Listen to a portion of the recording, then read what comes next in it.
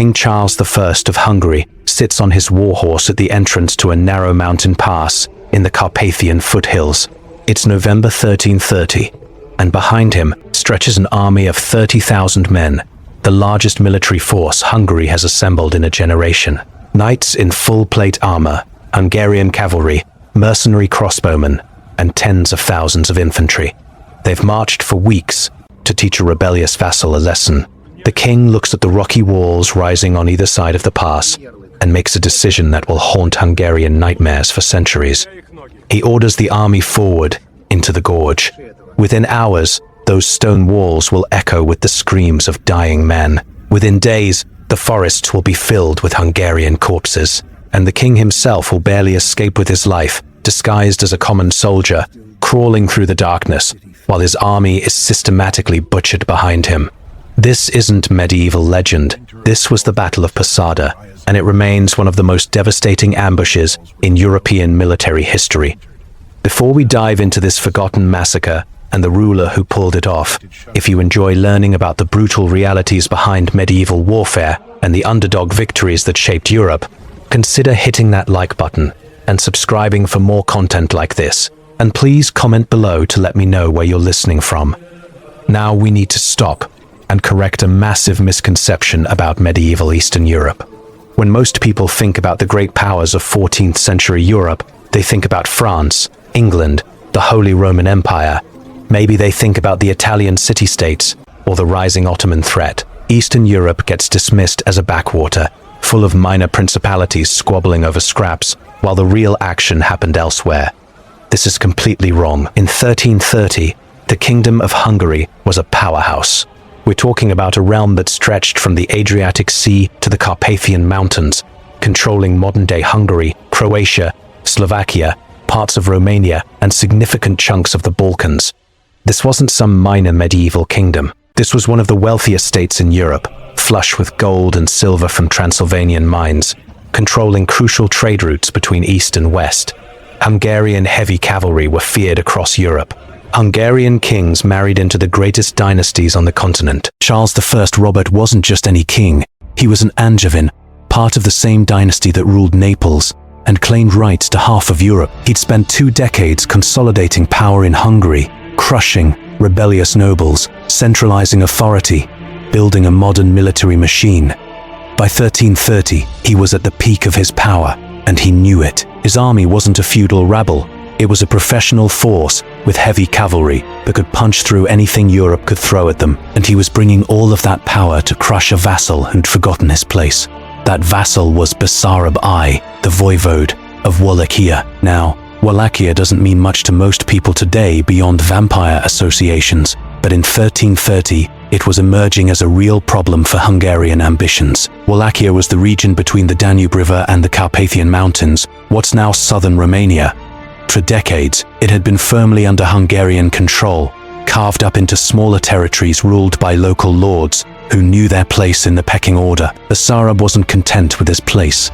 We need to understand who this man was, because he wasn't just some rebellious noble playing at independence. Basarab came from a line of Wallachian lords who'd been navigating the dangerous politics between Hungary, the Byzantine Empire, and various Bulgarian kingdoms for generations. He understood power. More importantly, he understood weakness. And in the late 1320s, he'd identified a fundamental weakness in the Hungarian system. Hungary was strong, but it was spread thin. Charles had enemies everywhere. Rebellious nobles in Hungary itself, the Habsburgs pushing from the west, the Golden Horde threatening from the east, and most importantly, Charles was obsessed with Italian politics, always scheming to expand Angevin influence in Naples and beyond. Wallachia was supposed to be a solved problem, a pacified frontier that didn't require constant attention. Basarab exploited that. He played the loyal vassal when he needed to, sent token tribute when pressed, made the right noises about Hungarian supremacy. But behind the scenes, he was building something new. He was consolidating the various Wallachian territories through marriage alliances, military pressure, and political maneuvering. He was establishing relationships with other powers that Hungary considered enemies or rivals. He was building an actual state apparatus, not just a collection of feudal territories. He'd been consolidating power, uniting the various Wallachian territories under his rule, building a unified state where Hungary wanted a divided, controllable buffer zone. He'd stopped paying tribute. He'd started calling himself voivode, prince, acting like an independent ruler, rather than a vassal. He'd even started minting his own coins, which in medieval politics was basically the equivalent of flipping off your overlord. For Charles, this was intolerable. He'd built his entire reign on centralizing power and crushing autonomy. Letting Basarab get away with this kind of insubordination would encourage every other vassal to try the same thing. Besides, Charles had bigger ambitions. He wanted to expand Hungarian influence deeper into the Balkans, maybe even push toward Constantinople. Wallachia wasn't just a rebellious vassal, it was a stepping stone to greater conquests. So in the autumn of 1330, Charles assembled his army and marched south. The plan was simple, brutal, that had worked for Hungarian kings for generations. March into Wallachia, burn a few villages to make the point, force Basarab to submit, maybe replace him with someone more compliant. If Basarab was smart, he'd grovel, pay increased tribute, and accept tighter Hungarian control. If he was stupid, he'd fight, get crushed, and serve as an example to everyone else who thought about defying Hungary. The scale of the invasion showed how seriously Charles took this. He didn't just want to punish Basarab. He wanted to make a statement that would echo across Eastern Europe. Every vassal, every potential rebel, every neighboring power needed to see what happened when you challenged Hungarian supremacy. The army was deliberately massive, deliberately impressive, designed to inspire awe and terror. Charles called up levies from across his kingdom. Hungarian nobles arrived with their personal retinues of knights and men-at-arms. Croatian lords brought their forces. Transylvanian Germans contributed their disciplined infantry. Mercenary companies were hired, particularly crossbowmen from Italy and the German states who had experience in professional warfare. The logistics alone were staggering. Feeding and supplying 30,000 men required a massive baggage train, thousands of pack animals, advanced planning for supply depots along the route. The Hungarian army was organized in the traditional medieval structure. The vanguard, composed of lighter cavalry and scouts, would move ahead of the main body to secure the route and identify threats. The main battle, where Charles rode with his royal guard and the heaviest cavalry, formed the center. The rear guard protected the baggage train and stragglers in open terrain. This organization was superb, allowing the army to respond to threats from any direction while maintaining the ability to concentrate force where needed. In the mountains, this organization became a death trap. Charles led his army across the Danube and into Wallachia in late October. The Hungarian force was massive by medieval standards. Contemporary sources give varying numbers, but we're talking about at least 25 to 30,000 men. The core was Hungarian heavy cavalry, knights in full armor on massive war horses, the tanks of medieval warfare. Supporting them were lighter cavalry, crossbowmen, and thousands of infantry. This wasn't a raiding party. This was an army meant to conquer and occupy. For the first few weeks, everything went according to plan. The Hungarians marched through Wallachia, burning and looting. Basarab's forces were nowhere to be found. Small Wallachian settlements were destroyed, crops were burned, livestock was driven off. The Hungarian army was doing what medieval armies did best, spreading terror and destruction to break enemy morale. But something was wrong. Charles and his commanders should have been picking up on it, but they were too confident, too used to easy victories over inferior forces. Basarab wasn't fighting. He wasn't even harassing the Hungarian supply lines. His army had simply vanished into the mountains. For Charles, this looked like cowardice. The enemy was running, which meant the campaign was essentially over. He just needed to find Basarab, force a surrender, and march home before winter made the mountain passes impassable. Here's what Charles didn't understand. Basarab wasn't running. He was waiting. The Wallachian voivode knew he couldn't match Hungary in open battle. His army was smaller, less well-equipped, composed mainly of light cavalry and infantry. Going toe-to-toe with Hungarian heavy cavalry in the plains would be suicide. But Basarab had something Charles didn't have. He knew the terrain. He'd grown up in these mountains. He knew every pass, every gorge, every hidden trail, and he was about to give Charles a brutal education in mountain warfare. As November approached and the weather turned cold, Charles made the decision to withdraw. He'd burned enough of Wallachia to make his point, and he needed to get his army back to Hungary before winter closed the mountain passes. This is where military historians still argue about what happened next. Some sources suggest Basarab sent envoys offering peace terms, deliberately stalling Charles to keep the Hungarian army in Wallachia longer. Other sources suggest Charles simply chose the wrong route home, picking a path through the mountains that his guides warned against. Either way, the result was the same. Instead of taking the longer but safer route back through the plains, Charles decided to take a shortcut through the Carpathian passes. He was in a hurry, winter was coming, and the mountain route would save days of marching. His army entered the Posada Pass, a narrow gorge winding through steep forested mountains. The Hungarian army strung out for miles. When you're moving 30,000 men through a narrow mountain pass, you don't have much choice. The vanguard pushed forward, the main body followed, and the rear guard struggled to keep up. The armored knights couldn't move quickly on the steep, rocky terrain. The pack animals carrying supplies slowed everything down. What should have been a day's march through the pass became a slow, grinding crawl. And then the Wallachians struck. They didn't come from ahead or behind. They came from above. Thousands of Wallachian soldiers positioned on the heights overlooking the pass suddenly appeared and began raining arrows and rocks down on the trapped Hungarian column. The Hungarians couldn't see their attackers. They couldn't maneuver. They couldn't even deploy their heavy cavalry, which was useless on the steep mountain slopes. This is where we need to understand medieval mountain warfare. The Hungarians were equipped for open battle.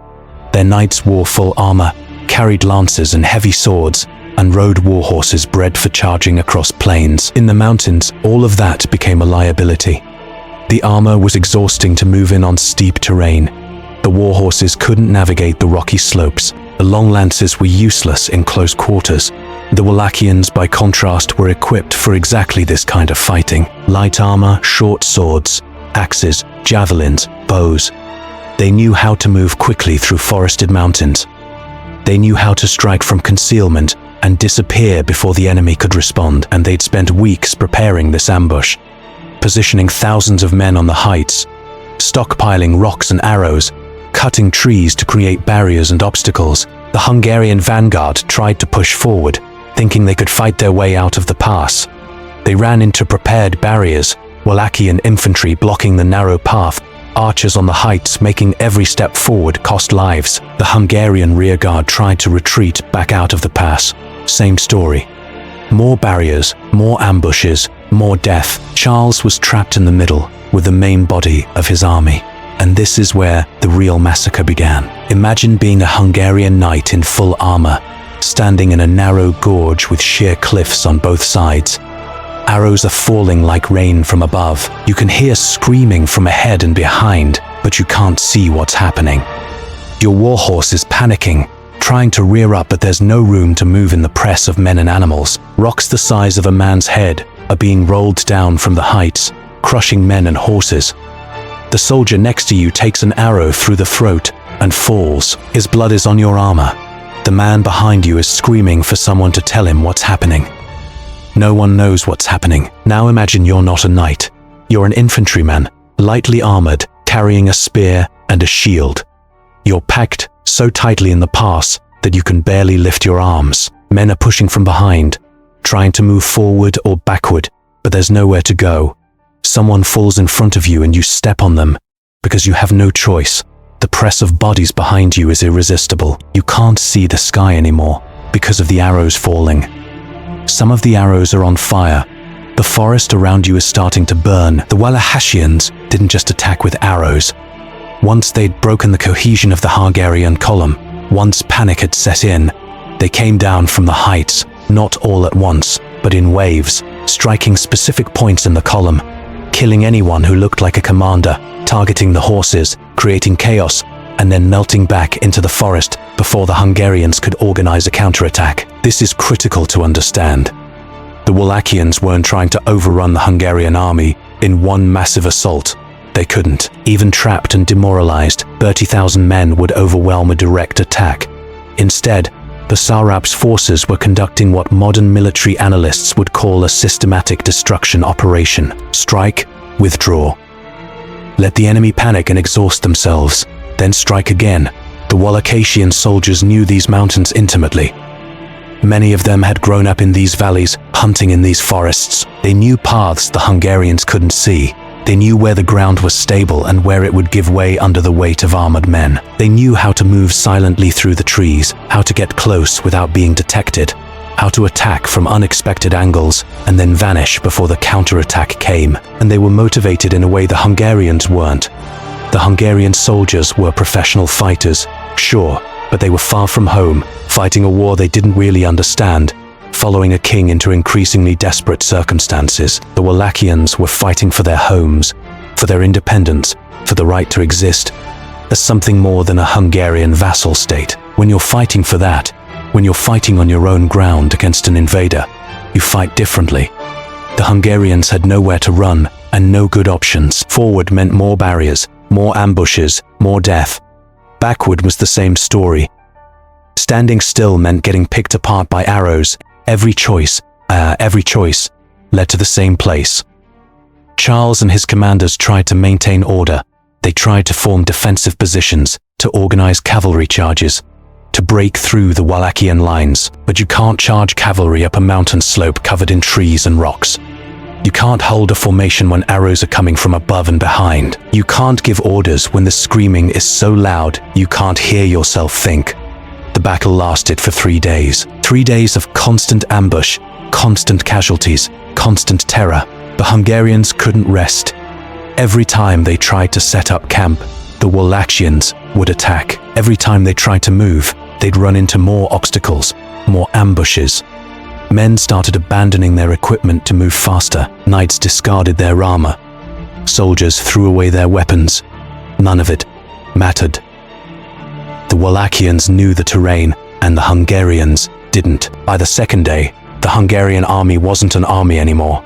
It was a mob of terrified men trying to survive. Command structure had broken down. Nobles were separated from their retainers. Infantry units had dissolved.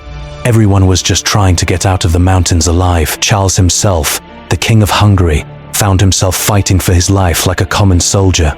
His royal guard was dead or scattered. His warhorse had been killed.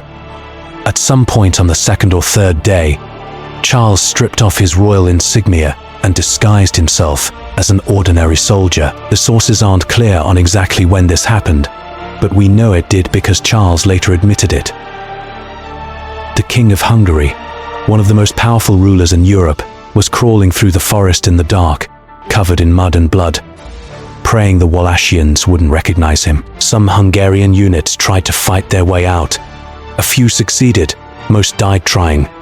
The Wallachian forces were everywhere, blocking every escape route, hunting down survivors. This wasn't a battle anymore.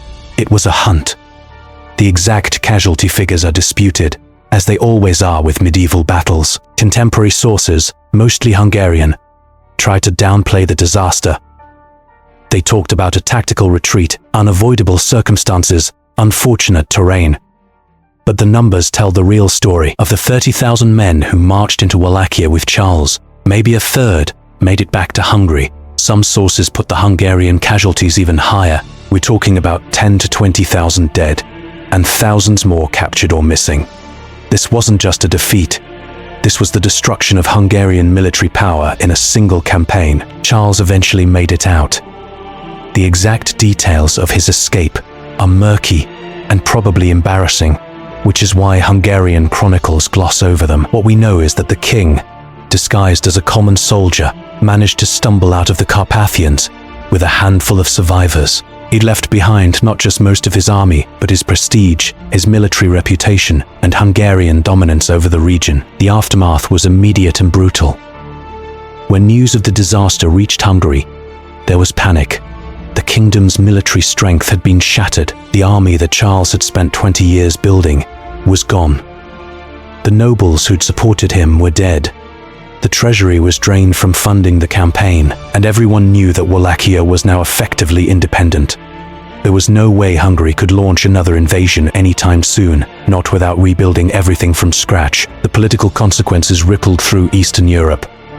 Other Hungarian vassals saw what happened at Posada and started questioning whether they needed to stay loyal to a king who just lost most of his army. The Habsburgs, always looking for opportunities to weaken Hungarian power, began making moves into territories Hungary could no longer defend. The Golden Horde, which had been relatively quiet on Hungary's eastern frontier, suddenly became more aggressive. Sensing weakness, Charles spent months just trying to stop the bleeding. Politically speaking, he had to negotiate with nobles who now had leverage they didn't have before the campaign. He had to secure loans to rebuild the army, which meant making concessions to Italian bankers. He had to send diplomats across Europe, explaining that the disaster at Posada didn't mean Hungary was finished as a major power, even though everyone could see that's exactly what it meant. The military implications were even worse. Hungary had lost not just men, but institutional knowledge. The commanders and sergeants who knew how to train soldiers, how to organize supply lines, how to conduct campaigns were dead in the Carpathian passes. The equipment was gone. Thousands of suits of armor, weapons, horses, all lost. Replacing the equipment was expensive but possible. Replacing the experienced soldiers who knew how to use it effectively would take a generation. And psychologically, Posada broke something in Hungarian military culture. For decades, Hungarian armies had been confident, aggressive, willing to take on any challenge. After Posada, that confidence was gone. Every time Hungarian forces approached mountain terrain, commanders remembered what happened in 1330.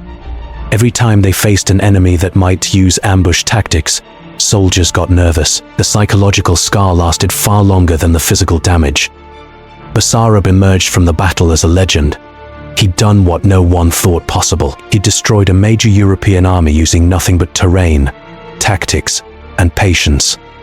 Wallachia was now free from Hungarian control, and Basarab had established the precedent that would define Romanian resistance for centuries. When you can't match your enemy in open battle, you use the mountains. You make them fight on your terms. But here's what we need to understand about Posada. This wasn't a fluke. This wasn't luck. This was the result of careful planning, perfect knowledge of the terrain, and ruthless execution. Basarab had deliberately let Charles burn through Wallachia. Knowing the Hungarian king would eventually have to march home, he'd prepared the ambush site in advance, positioned his forces, and waited for Charles to make the mistake of entering the pass. The Battle of Posada had consequences far beyond Wallachia. It marked the end of Hungarian expansion into the Balkans. It established Wallachia as an independent power that would play a crucial role in European politics for the next 2 centuries, and it created a template for resistance that would inspire countless other small powers facing seemingly invincible enemies. You didn't need heavy cavalry or sophisticated siege equipment. You needed to know your terrain and be willing to fight dirty. Charles I of Hungary survived the battle, but his ambitions didn't. He spent the rest of his reign dealing with the consequences of Posada. Rebellious nobles who'd been cowed by his military strength suddenly felt emboldened. The kingdom's finances never fully recovered from the cost of the campaign and the loss of so much military equipment. Charles launched smaller campaigns against Wallachia in the following years, but nothing like the massive invasion of 1330. He'd learned his lesson. Basarab ruled Wallachia until 1352, dying peacefully in his bed, which was rare for medieval rulers. He'd established a dynasty that would last for centuries. His descendants would include Vlad the Impaler, who'd use similar tactics against the Ottomans, and a long line of Wallachian voivodes who'd maintain their independence through a combination of diplomacy, tribute payments, and the willingness to fight brutal mountain campaigns when necessary. The Battle of Posada is barely known today, even though it was one of the most significant military disasters of the 14th century. Why? Because it doesn't fit the narrative we like about medieval warfare. It wasn't knights charging across a field. It wasn't a siege of a famous castle. It wasn't a battle that decided the fate of kingdoms or religions. It was a dirty, brutal ambush in a mountain pass that destroyed an army and killed thousands of men. And then both sides moved on. But for the men who were there, who died in those mountains, or somehow made it out alive, it was everything. It was the end of their world. For Charles, it was the moment his dreams of empire died. For the Hungarian soldiers, it was 3 days of hell that they'd spend the rest of their lives trying to forget. And for Basarab and the Wallachians, it was the moment they proved they could stand against the great powers of Europe and win. This is what medieval warfare actually looked like for most people. Not glorious cavalry charges or chivalric duels, but men trapped in mountain passes, dying slowly from arrows and rocks and terror. Armies destroyed not by superior tactics or better equipment, but by choosing the wrong route home. Kings running for their lives in disguise, while their men died behind them. The soldiers who survived Posada carried the trauma for the rest of their lives. Contemporary sources mention Hungarian veterans who refused to enter mountain terrain again, who would wake screaming from nightmares about arrows falling from the sky. Some became monks, seeking redemption for surviving when so many of their comrades died. Others became bitter, hardened men who drank too much and started fights, unable to process what they'd witnessed in those 3 days of hell. And here's the final thing about Posada that makes it feel so modern. The strategic situation was completely misread by the stronger power. Charles and his commanders thought they were dealing with a weak vassal who would either submit or be easily crushed. They didn't respect the enemy's capabilities. They didn't adapt their tactics to the terrain. They pushed forward into a situation they didn't understand because they were confident in their own superiority. Sound familiar? This same pattern has repeated throughout military history. Powerful armies marching into terrain they don't understand, fighting enemies they underestimate, and discovering too late that all their advantages mean nothing in the wrong circumstances. The Romans in the Teutoburg Forest, the French at Dien Bien Phu, the Soviets in Afghanistan. The lesson is always the same, and it's never learned. Basarab understood something fundamental about war that Charles didn't. It's not about having the biggest army or the best equipment. It's about creating a situation where the enemy's advantages become liabilities. Heavy cavalry are devastating on open plains and useless in narrow mountain passes. Large armies are intimidating on campaign and vulnerable when strung out in column.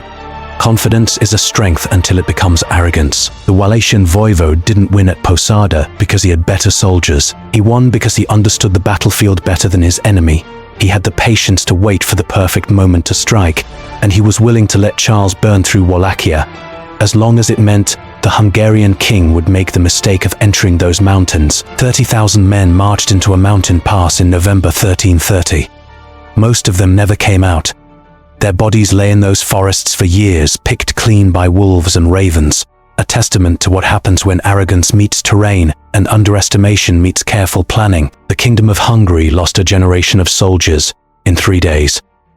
Wallachia gained independence that would last for centuries, and somewhere in those mountains, if you listen carefully on a cold November night, maybe you can still hear the echoes of what happened there. The screams of men realizing too late that they're trapped. The thunder of rocks rolling down from the heights. The whistle of arrows falling like rain. The sound of an empire dying in the dark. This is why we don't make movies about Posada. There are no heroes here, just survivors and corpses. No glory, just mud and blood and terror. No simple lessons, just the brutal reality that in war, knowing the ground matters more than the size of your army, and patience matters more than courage. But this is the battle that mattered for Eastern Europe. This is the moment a small principality became a nation. This is when 30,000 men learned the hard way that mountains don't care about your armor or your king.